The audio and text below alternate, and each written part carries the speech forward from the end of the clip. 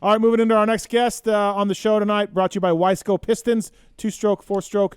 They have a wide variety of pistons, from reliable forged replacements to the performance-focused Racer Elite Series. It is the man who has the red plate now in the 450 motocross class, 7 moto wins in a row. Star Yamaha's Eli Tomac. What's up, ET? How are you, man? Hey, guys. Thanks for calling in. Appreciate it. Congrats on the streak going on the red plate. It does feel you've won 7 in a row, and you're only leading the points by 5. Full credit to Chase Sexton here, Eli. You've only got a 5-point lead, and you're riding amazing.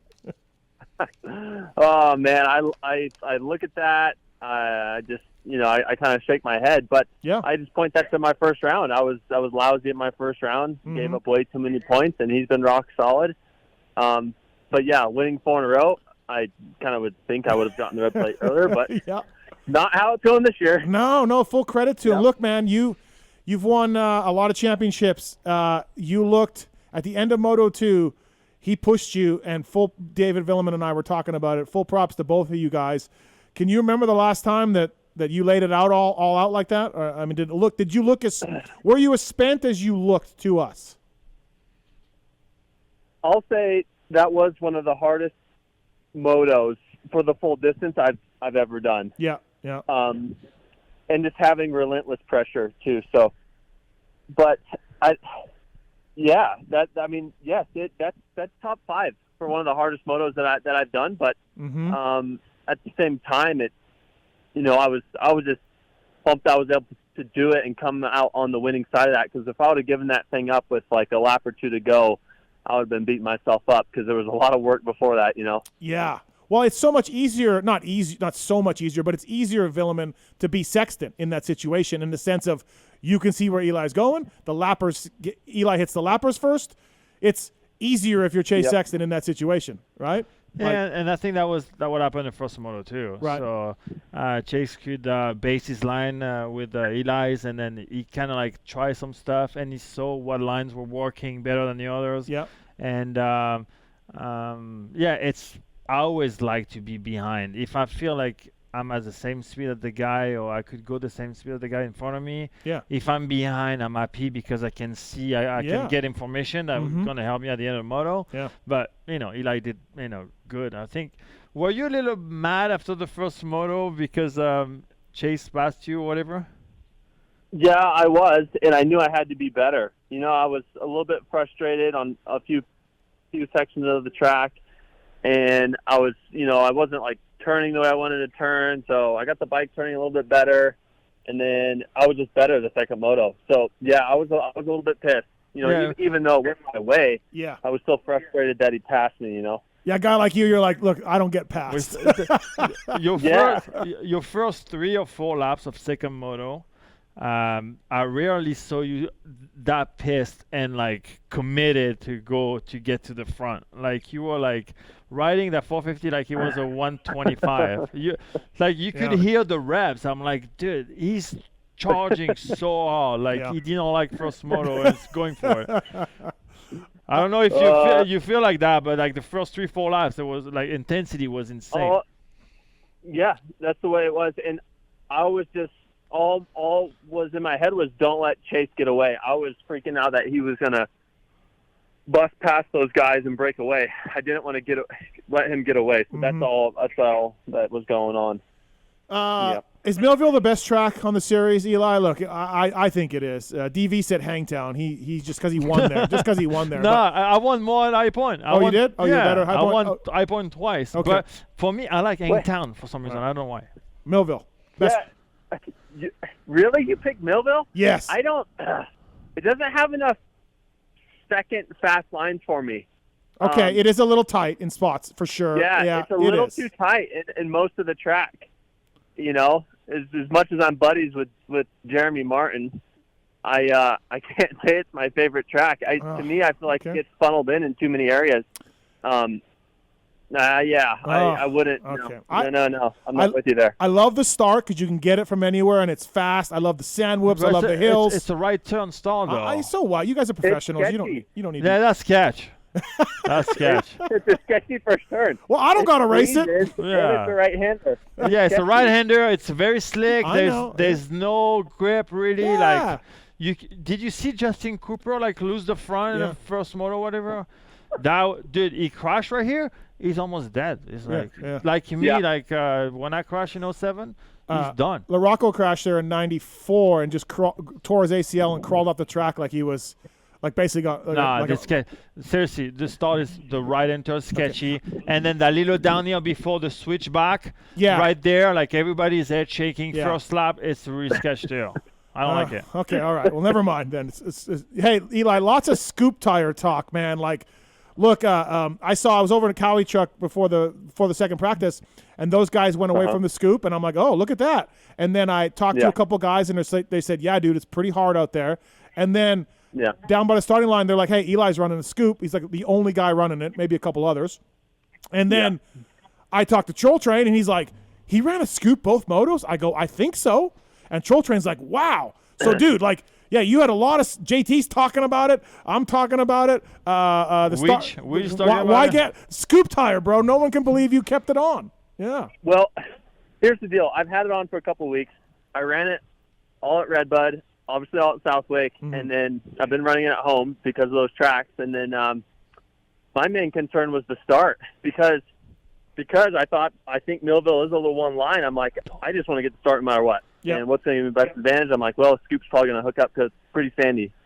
And it was making it work. It wasn't sketchy. Like looking at that tread pattern, you're probably like, no way. But they have made that tire better on the side knob than like the old one. So I don't know. I did have one sketch moment though at the top of Mount Martin, of course. Yeah, on the way down. Yeah. When I was close to Chase there. When you cut and you went to the left, you wanted to go left down the hill. Yeah, you lost the rear. It kind of stepped out, but I don't know. I was gassing it hard. I almost think it would have happened with any tire because it was pretty greasy up top. But, I had no problem with it. It was Yeah, it was definitely like a harder Millville. And like I said, even Troll Train, who knows that place well, was like, wow. So, impressive. But there's always good cushions. There's sand berms. There is you just have to go a little bit wider, a little bit. Don't square and go inside, but that's it. Eli was doing the triple onto the start straight and sticking inside. Oh, you lost the front one time there so bad. You remember or no?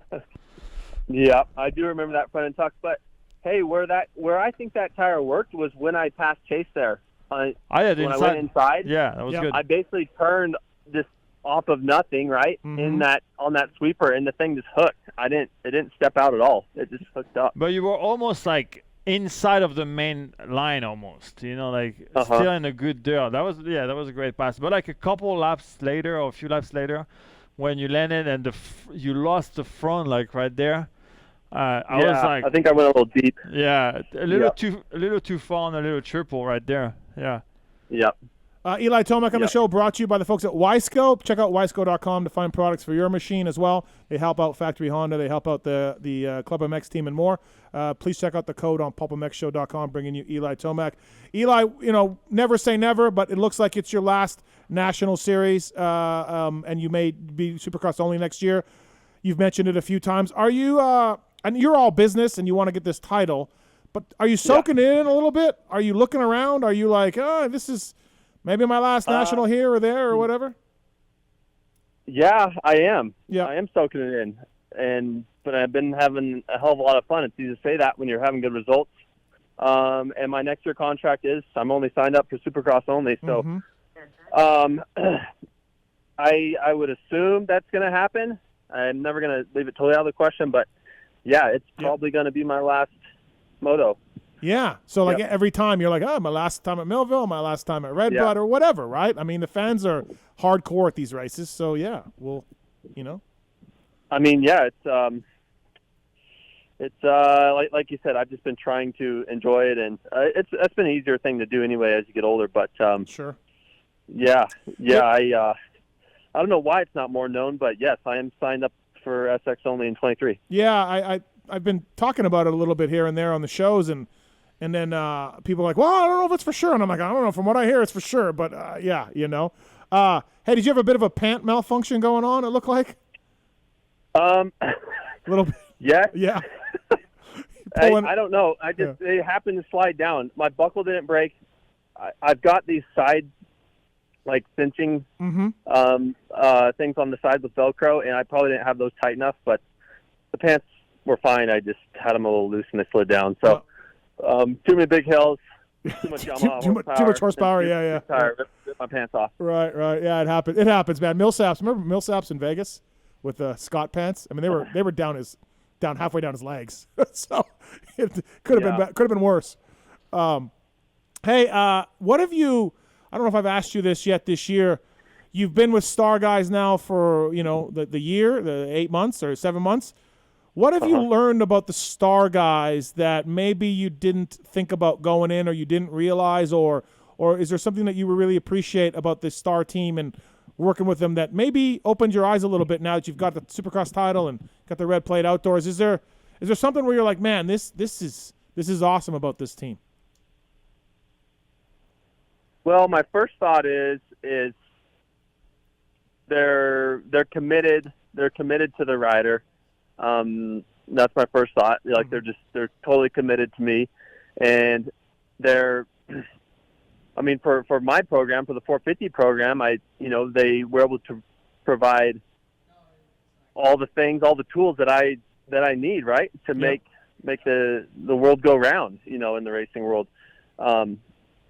So it's that, and all the areas in my program I feel like are top notch. So I could give credit to basically everyone. Yeah. Are they as data driven as Cowie? Do you find them as data driven as the old guys? No, not as much. They're more rider feedback, right, versus data. Yeah. Yep. I feel like the Cowie guys, and I'm not slamming them, I just feel like they're more, hey, this is what we find, this is what the data is showing, and this is where we're going. And it's worked for Jason Anderson, so I'm not, again, maybe people are going to twist this into like you're talking shit on Cowie. No, it's just, they're not as data-driven.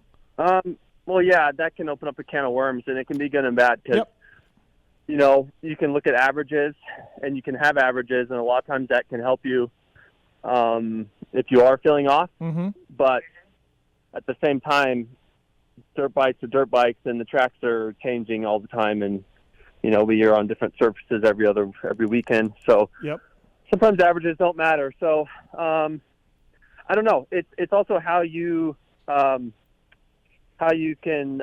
translate the data from the data itself to the rider, and how the rider can tell you, how all that feedback, can get translated the right way. Yeah, it's interesting because I imagine sometimes, DV, you can jump into with Dylan or with your own. Data wasn't really around too much when you were racing, but sometimes they can be like, hey, this is what the data is showing. This is what we think you can do. And I guess you, as a rider, can just be like, no, I feel strongly about this. I'm not doing it, right? That happens? I think all the abstract things of developing a bike or whatever it is on racing, so data, dyno. Mm-hmm. Dyno is, you have to think about it, it's fourth gear. They go all the way down to like 3,000 RPM, and then wide open, the throttle all the way hit rev limiter. Yep. You never do that on racing. Right. So it's all about throttle opening, and I think the most important thing with the data today is just throttle opening. Guy with Eli is more like on-off, right? And then you got like Kenny, maybe it's more like throttle control, like between like 33, 66, right there, never like fully wide open, never fully down. Yep. And that's how you set up your bike, more with the feel of the rider. How the rider rides it. Yeah, yes. Power delivery and everything. Right. But Eli is right. You can get all the data in the world if you don't have a guy that can take the data and knows it's for Eli Tomac with his throttle opening, his riding style, and for a specific reason we want to make a change, to find a guy that knows how to take the data, putting Eli Tomac as a rider, his throttle speed opening, and changing the bike to make it better. It takes a lot of skills and knowledge to do this. And I don't think in today's world, in motocross, supercross, I don't think we have the people that can do that. We're not MotoGP, we're not Formula One. Maybe if I had somebody for Formula One, but Formula One, the driver doesn't, they're all pretty much the same. It's more robotic. They do the same thing. They Mm-hmm. brake at 100 meters. They accelerate the same thing. They have like an anti-spin thing. Where Eli's going down Mount Martin on the right one time and he's going on the left on the other side or whatever. Right. Plus, he's more in the front. Like some other guys more in the rear. And then open maybe ride a gear lower than maybe a Kenny in some spot. Interesting. But is the speed of opening its door is faster. So you have to put all this data, is a huge amount of data, maybe more than Formula One basically, as far as driver and rider is concerned, because everybody is so different, size and riding style. So I think that's and going back to what you say about Star, I think Star wants to win, and they free and they're okay to try whatever you want. Yeah. And then if you find with something they don't really want, but you still win and you're happy, then you can do without. And if it goes against like something they think, they're okay, because at the end of the day, the rider is happy, the rider wins. That's all that counts, right? Yeah, good point. All right, let's get some phone calls here. We got Eli Tomac on the line, brought to you by Wiseco Pistons. Justin's on 4. Justin, what's going on? What's your question for Eli Tomac? Hey, what's going on? Thanks for taking my call. Yep. Hey, Eli, do you and your dad ever compare accomplishments? Even though he's in the mountain bike scene, it's kind of apples to oranges. And then second of all, do you even follow the mountain bike scene at all and the downhill stuff, since he kind of trained like Aaron Gwynn and guys like that? Well, first question, no, I don't. We don't really compare. I mean, we barely talk about his old school mountain bike days nowadays, but and do I keep up? Sadly, not really. I mean, occasionally I'll watch like the World Cup finals or something, but like if I wouldn't even know who's leading the series right now, sadly to say. So I'll probably get burned for saying that, but that's the truth, and I am too consumed with moto stuff. Thanks, Justin. Yeah. Thanks for your call, man. All right. Appreciate it. Mason's on 1. Mason, what's going on? What's your question for Eli Tomac? Mason, you there? All right.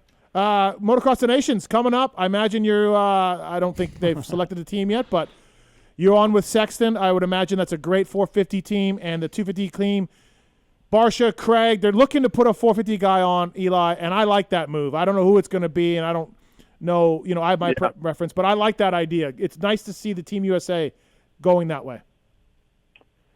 Yeah, I think that's the direction it's going right now. Mm-hmm. I don't know who they're going to pick. We talked a little bit in Millville, and it's still undecided. I'm just hoping that if they do take the 450 guy, take the guy that can get, the most time on that bike. I think our 450 guys are more solid right now. So yeah, we'll just have to see. We'll have to just see. Do you have a say in who's the third guy is going to be? Yeah, I mean, they were asking our opinion this week, and I want to sit down with Chase, but it's kind of a funky time to sit down with Chase, Yeah, but it's asking too, and man, it's going to be hard to. So for sure, Anderson can do it. I don't believe so. No, I believe he's got to have a procedure or something after the season, so he's out. Eli, you're not going to ride the 250, but if you were going to, and we think it's going to be a 450 guy on there, how long would you need, do you think, on a 250F outdoors to be ready? Like, would you expect a couple of weeks for this guy to be ready, or would you want more time if it was you? Like, put yourself in the shoes of them coming to you for a 250 job, 250 ride. I would probably need 3 full weeks. Yeah. Okay. 3 full weeks, at home riding. Probably. Who knows? I haven't been on a 250 in so long. I would probably totally hate the transmission, wring its neck, and I'm probably too heavy for it. So yeah. The way you rode the first 4 laps in Millville, a second moto, you're fine. Yeah. You could win both motos. You could win both motos on a 250. It's fine. This is what I was hoping. What would happen is that whoever we have on the table for 450 guys dropping down, we enter them into like the last 2 rounds and Yeah. let them race the 250 class and see who does better. I like it. Yeah. Let's do it. But for me, But the problem is we picked the teammate unit to do it. Yeah. It seems early. I don't know. It's tough. Yeah. Yep. yeah, you gotta wait. I always thought it was early too. You can wait like a I know. couple more weeks. It seems like they want photos done and everything, but who cares? Yeah, who gives a shit Right. about posters and photos? I know. I'm with you. know, who gives a shit? I know. We're there to try to win the thing, man. You know? Yeah, and then you gotta, I have a theory, like, if Anderson was gonna do it, and then everybody's saying, oh, we need a 450 guy to go down. I'm asking today. Let's, if you have 10 minutes to 10 more minutes, Eli. But if you can take any American on Earth right now riding a dirt bike, and tomorrow there is everybody on a 250 to for Okay. sure. Yeah. Okay. Who, Mathis, who would you pick to be on that bike to have the best result in motocross? A 250 guy today. You can pick anybody. Wow. Eli Tomac? Okay, you would pick Eli Tomac. Okay. Okay. I mean, you would pick. Okay. I would pick Eli He's- Tomac too. yeah, yeah. Okay. If Well- let's say who, because nowadays I think Sexton fits a 450 better, so keep him on a 450. Sexton 100%. Okay. 450 guy.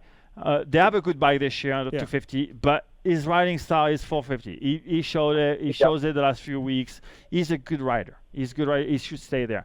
But to win Motocross the Nation, it's overall. It's Olympic scoring. Who's gonna have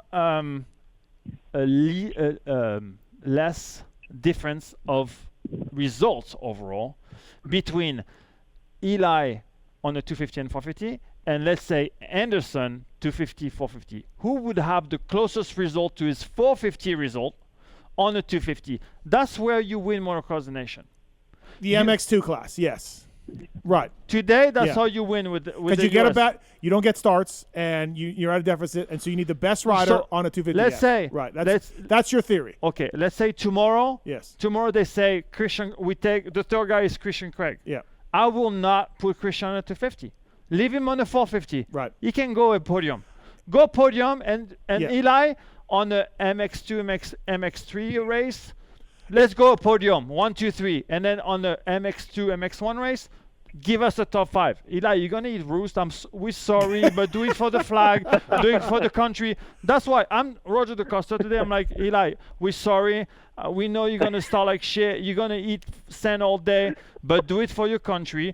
Remember, Bob Hanna in United 87. Remember Johnny O'Mara in Major 86. Remember Steve Lamson in Jerez de la Frontera in 96, winning with the 125. You know what? We talk about those guys today as huge legends. Maybe more legendary than anybody that had Is this your speech to Eli to drop down? Me, you know Sounds what? like it is. Yeah, I think it is.